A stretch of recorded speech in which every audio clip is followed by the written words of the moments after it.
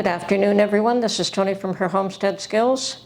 Well, I haven't really been out and about too much lately. The weather's gotten cold again, and we've had snow, and today we've had a little bit of rain, but I thought I would get out finally.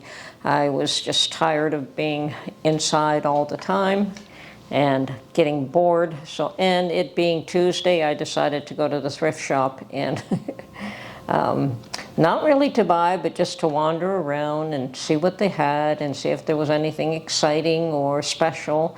And of course, whenever there is something special, I would consider buying it, or if it's a real deal.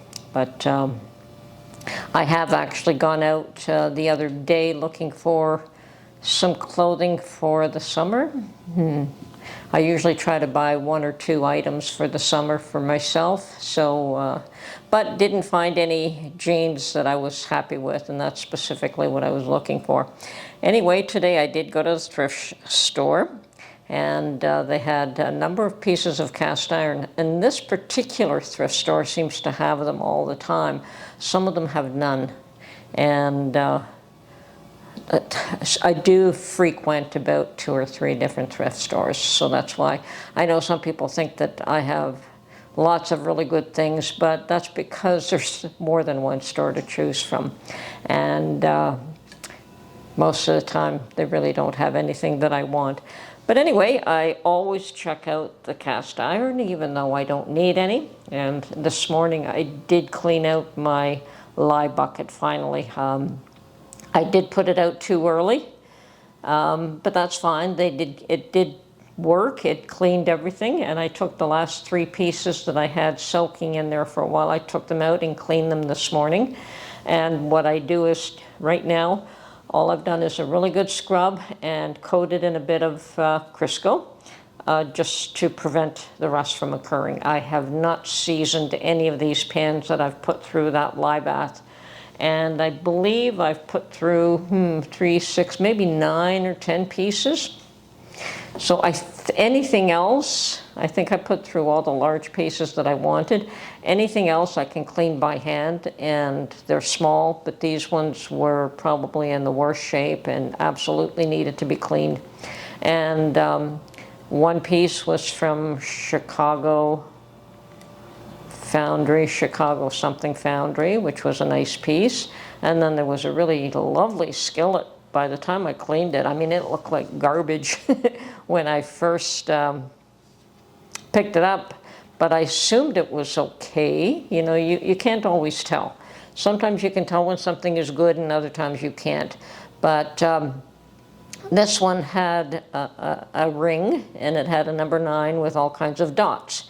And my research tells me that that is a Canadian product, an Ontario product, and smooth. It's beautiful. Like when I had it cleaned, I couldn't believe how nice it was inside.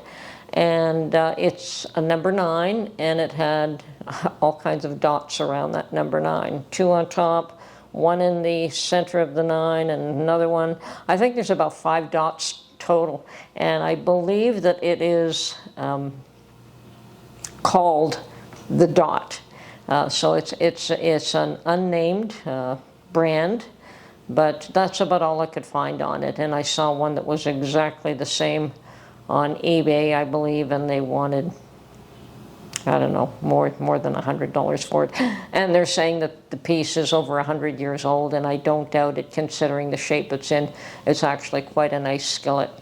And anyway, today I did see a few pieces. There was nothing that I took a few snapshots so I could show them to you. And I thought that there was nothing that I was interested in until, of course, the last minute as I was walking away, I did spot this one here. And the price tag on it was $10.99. And this one I can clean by hand, and I have a couple of these already. These are a large pan, and I really like the shallow, the design and the style of this. So at that price of $10.99, and it being a Tuesday, and on Tuesdays, us senior folks get a 30% discount. I knew I couldn't resist this one. So with the 30% discount from $10.99, I was charged $7.69 for this. I absolutely could not resist it at that price. I don't need it, but we use this style of pan all the time. I have a couple of small ones and I have a couple of the larger ones, and this is another one of the smaller ones. And this one is definitely cleanable by hand. It's a fairly new item. It's only I don't know, the last 10 years. I don't think it's any older than that. It is a Lodge pan, but like I say, I do like the style of it, and we use it all the time. So, but at, you know, $8 for a cast iron pan, how can you possibly resist? Who could resist that? I certainly couldn't. Okay, so I'm not sorry I bought it at all. So, and Mark says nothing to me.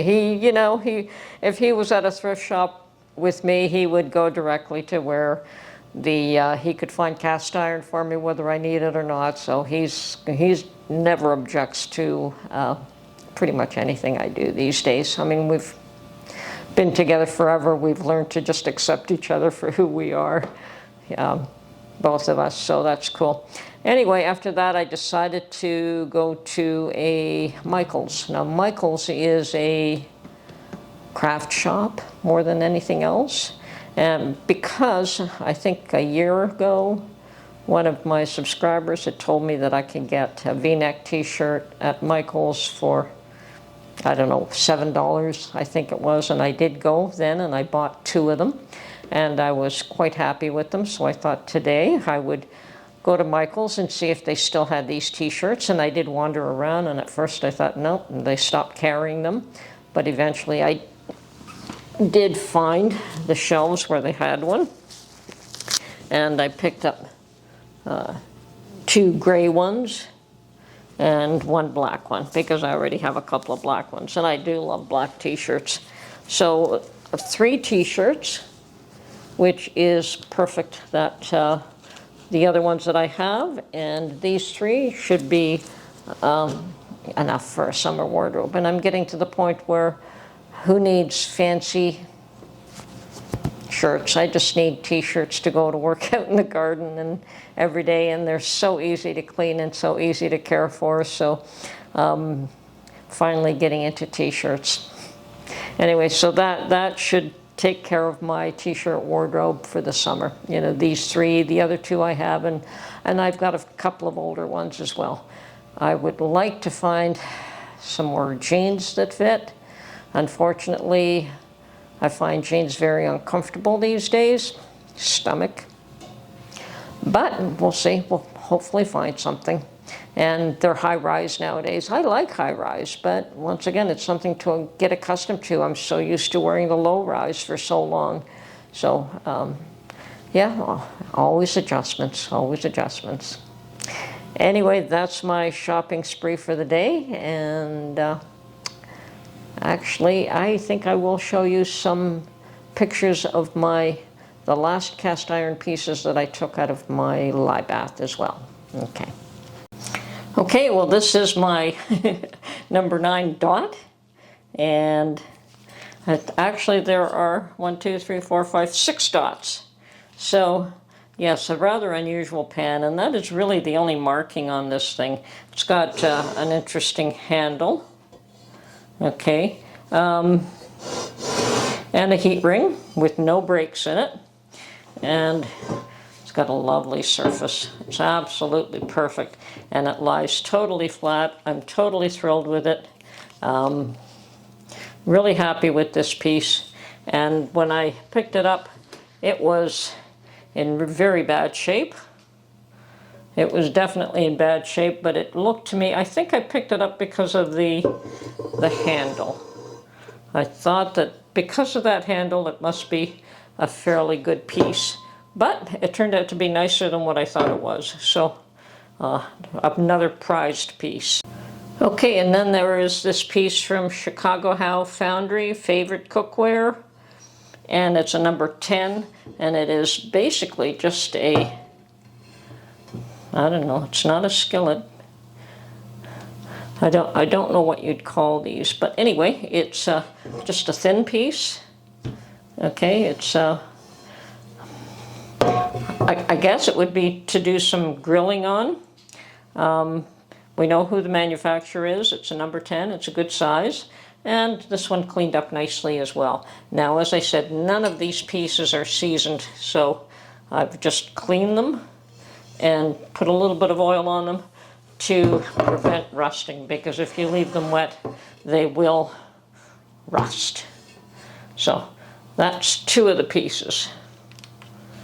Okay, and the last one that I have cleaned is probably one of the harder ones to clean, and of course it's a corn, it's to make cornbread in the shape of corn. So unfortunately I did not clean the rust off as well as I could have on the back, but I can take care of that. And the only markings are 27 GP on that side and BM1 on the other, so I have no idea who made this, and this still could use a little bit of hand scrubbing.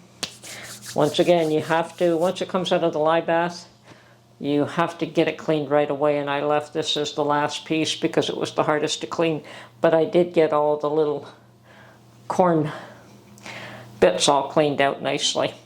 Now I have 2 of these. I found that when I bought one and tried to make some cornbread, even the smallest recipe you have, you need 2 of them. So when I found a second one, I picked it up.